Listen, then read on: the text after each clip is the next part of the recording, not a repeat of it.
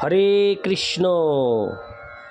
আজ পয়লা আষাঢ় 1431 ও 16ই জুন 2024 রবিবার।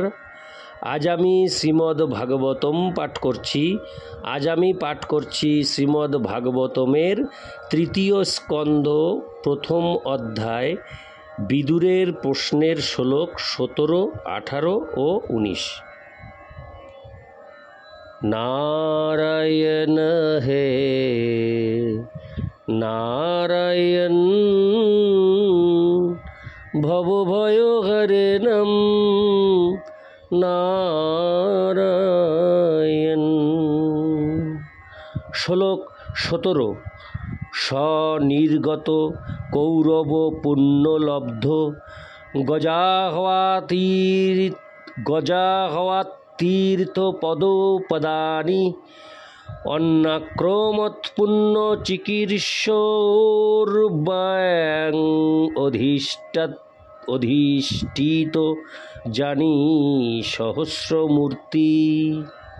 অনুবাদ: বিদুর তার পুণ্য ফলের প্রভাবে কৌরবদের পূর্ণার্জিত সৌভাগ্য অর্জন করেছিলেন। হস্তিনাপুর ত্যাগ করার পর তিনি ভগবানের শ্রীপাদপদ্ম স্বরূপ বহু তীর্থস্থানের আশ্রয় গ্রহণ করেছিলেন। যে সমস্ত তীর্থস্থানে ভগবানের শত সহস্র চিন্ময় বিগ্রহ অধিষ্ঠিত অতি উন্নত স্তরের পুণ্য সঞ্চয়ের বাসনায় তিনি সেই সমস্ত তীর্থ পর্যটন করেছিলেন। তাৎপর্য: নিঃসন্দেহে বিদুর ছিলেন অতি উন্নত স্তরের পুণ্যাত্মা। তা না হলে তিনি কৌরব বংশে জন্মগ্রহণ করতেন না। উচ্চকুলে জন্ম, ধন, বিদ্যা ও দেহের সৌন্দর্য সবই পূর্বকৃত পুণ্যের ফল। কিন্তু এই সমস্ত পুণ্য ভগবানের কৃপা লাভ করে তার অপ্রাকৃত প্রেমময়ী সেবায় যুক্ত হওয়ার জন্য যথেষ্ট নয়। বিদুর নিজেকে যথেষ্ট পুণ্যবান নন বলে বিবেচনা করে ভগবানের নিকটবর্তী হওয়ার মহাপুণ্য অর্জন করার জন্য পৃথিবীর সমস্ত তীর্থস্থানগুলি পর্যটন করতে মনস্থ করেন। সেই সময় শ্রীকৃষ্ণ স্বয়ং এই পৃথিবীতে উপস্থিত ছিলেন এবং বিদুর তৎক্ষণাৎ সরাসরিভাবে তার কাছে যেতে পারতেন, কিন্তু তা তিনি করেননি, কেননা যথেষ্টভাবে পাপমুক্ত হতে পারেননি বলে তিনি নিজেকে মনে করেছিলেন।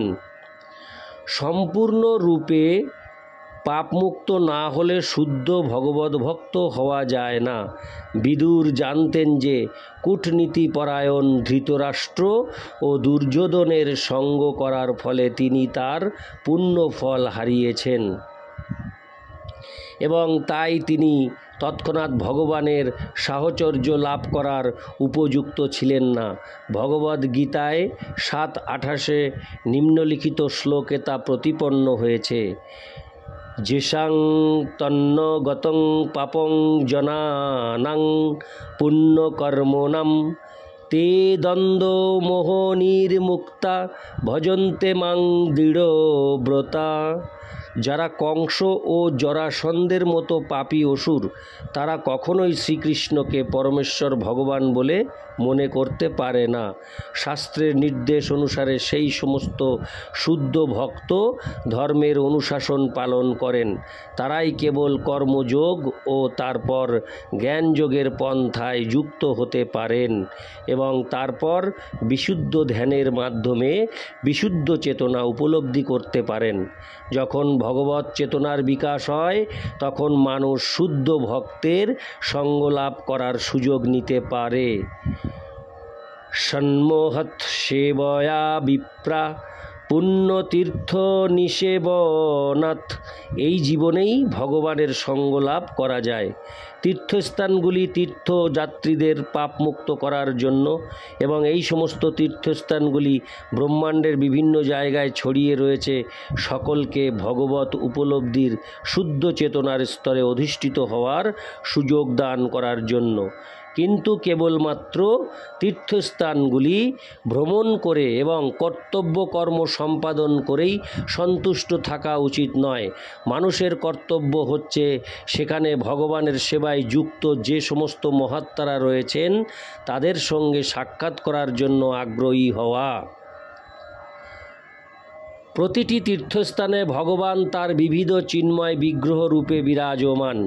এই বিগ্রহসমূহকে বলা হয় অর্চা মূর্তি বা ভগবানের শ্রীমূর্তি, যা সাধারণ মানুষ সহজেই উপলব্ধি করতে পারে। ভগবান আমাদের জড়েন্দ্রিয়ের অতীত। আমাদের জড়চক্ষু দিয়ে তাকে দর্শন করা যায় না, তেমনি আমাদের কর্ণ দিয়ে তাকে শ্রবণ করা যায় না। আমরা যে অনুপাতে ভগবানের সেবায় প্রবেশ করি অথবা যে অনুপাতে আমাদের জীবন পাপকর্ম থেকে মুক্ত হয়েছে, সেই অনুপাতে আমরা ভগবানকে উপলব্ধি করতে পারি। কিন্তু যদিও আমরা পাপমুক্ত হইনি, তবুও ভগবান এতই কৃপাময় যে তিনি মন্দিরে তার অর্চা মূর্তি রূপে তাকে দর্শন করার সুযোগ আমাদের দিয়েছেন। ভগবান সর্বশক্তিমান এবং তাই তার অর্চা মূর্তি রূপে তিনি আমাদের সেবা গ্রহণ করতে পারেন। অতএব মূর্খের মতো মন্দিরে ভগবানের অর্চা বিগ্রহকে প্রতিমা বলে মনে করা উচিত নয়। এই প্রকার অর্চা মূর্তি প্রতিমা নন, তিনি হচ্ছেন ভগবান স্বয়ং, এবং যে অনুপাতে মানুষ পাপ থেকে মুক্ত হয় সেই অনুপাতে তিনি অর্চা মূর্তির মর্ম হৃদয়ঙ্গম করতে পারেন। তাই শুদ্ধ ভক্তের নির্দেশ সর্বদাই প্রয়োজন। ভারতবর্ষে সারা দেশ জুড়ে শত সহস্র তীর্থস্থান রয়েছে এবং ঐতিহ্য অনুসারে সাধারণ মানুষ সারা বছর জুড়ে সমস্ত ঋতুতে এই সকল তীর্থস্থানগুলিতে যান। বিভিন্ন তীর্থে ভগবানের যে সমস্ত অর্চা মূর্তিগুলি রয়েছে তার উল্লেখ এখানে করা হলো। ভগবান মথুরায় শ্রীকৃষ্ণের জন্মস্থানে রয়েছেন আদি কেশব রূপে। পুরীতে তিনি জগন্নাথ রূপে বা পুরুষোত্তম রূপে বিরাজমান। তিনি এলাহাবাদে প্রয়াগে বিন্দু মাধব রূপে বিরাজমান। মন্দর পর্বতে তিনি মধুসূদন রূপে বিরাজ করছেন। আনন্দারণে তিনি বাসুদেব, পদ্মনাভ ও জনার্দন রূপে বিরাজমান। বিষ্ণু কাঞ্জিতে তিনি বিষ্ণু রূপে এবং মায়াপুরে তিনি হরি রূপে বিরাজমান। সারা ব্রহ্মাণ্ডে ভগবানের এই রকম লক্ষ কোটি অর্চা বিগ্রহ রয়েছে। এই সমস্ত অর্চা মূর্তির তত্ত্ব সংক্ষেপে বিশ্লেষণ করে চৈতন্য এই সমস্ত অর্চা মূর্তির তত্ত্ব সংক্ষেপে বিশ্লেষণ করে চৈতন্য চরিতামৃতে বলা হয়েছে, সর্বত্র প্রকাশ তার ভক্তে সুখ দিতে, জগতের অধর্মনাশী ধর্ম স্থাপিতে। ভগবান এইভাবে নিজেকে ব্রহ্মাণ্ডের সর্বত্র প্রকাশ করেছেন কেবল তার ভক্তদের আনন্দ দান করার জন্য, সাধারণ মানুষদের পাপ থেকে মুক্ত হওয়ার সুযোগ দেওয়ার জন্য এবং সারা পৃথিবী জুড়ে ধর্ম স্থাপন করার জন্য। ইতি শ্লোক 17। শ্লোক 18। পুরেষু পুণ্য পবনাদি কুঞ্জেষ্পঙ্ক তোয়েষু শরীৎসরসু অনন্তলিঙ্গৈ সমলঙ্কৃতেষু চচার তীর্থায়তনেশ্বন্য।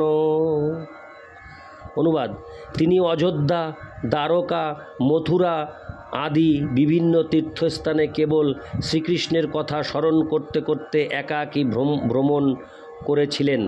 পুণ্যময় ও নিষ্কলুষ উপবন, পর্বত, কুঞ্জ, নদী, সরোবর এবং যে সমস্ত পুণ্যস্থানে ভগবান অনন্তের বিগ্রহসমূহ মন্দির অলঙ্কৃত করে বিরাজমান, সেই সমস্ত স্থানে তিনি বিচরণ করতে লাগলেন। এইভাবে তিনি তীর্থ পর্যটন করেছিলেন। তাৎপর্য: নাস্তিকেরা ভগবানের এই সমস্ত অর্চা মূর্তিকে প্রতিমা বলে মনে করতে পারে, কিন্তু বিদুরের মতো ভগবত ভক্তের কাছে, হরে কৃষ্ণ, বিদুরের মতো ভগবত ভক্তদের কাছে তাতে কিছু যায় আসে না। ভগবানের বিগ্রহ সমূহকে এখানে অনন্ত লিঙ্গ বলে বর্ণনা করা হয়েছে। ভগবানের এই প্রকার বিগ্রহ সমূহ স্বয়ং ভগবানেরই মতো অচিন্ত শক্তি সমন্বিত। ভগবানের অর্চা বিগ্রহ ও তার স্বীয় রূপের মধ্যে শক্তিগত কোনো পার্থক্য নেই। এই প্রসঙ্গে ডাক বাক্স ও ডাকঘরের দৃষ্টান্ত দেওয়া যেতে পারে। শহরের বিভিন্ন স্থানে যে ছোট ছোট ডাক বাক্স রয়েছে তাদের সঙ্গে ডাক বিভাগের ক্ষমতাগত কোনো পার্থক্য নেই। ডাকঘরের কাজ হচ্ছে চিঠি এক স্থান থেকে আর এক স্থানে নিয়ে যাওয়া।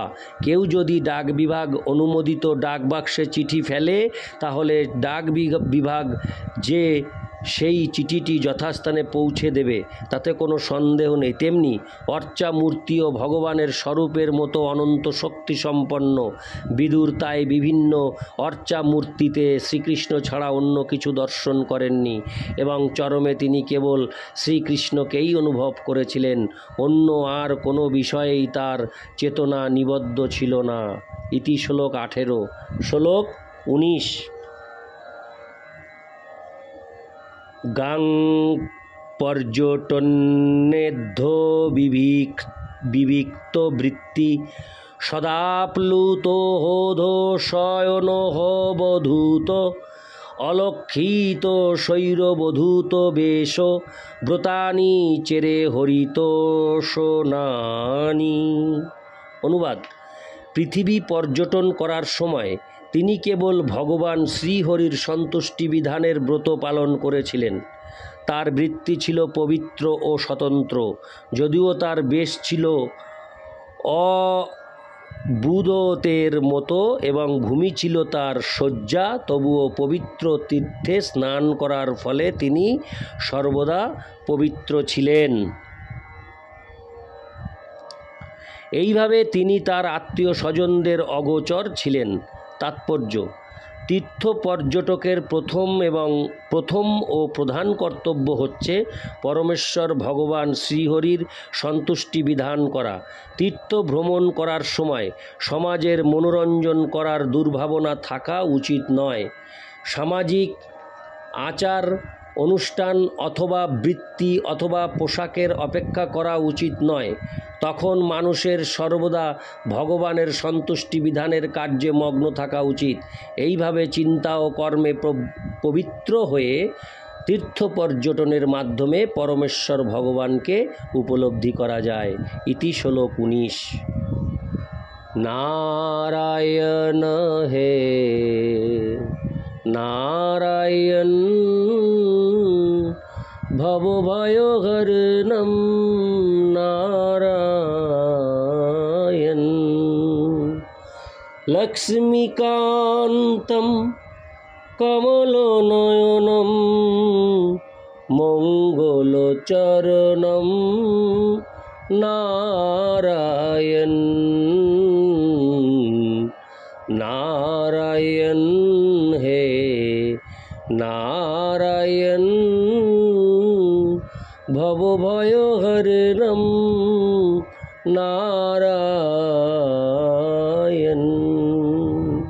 হরে কৃষ্ণ।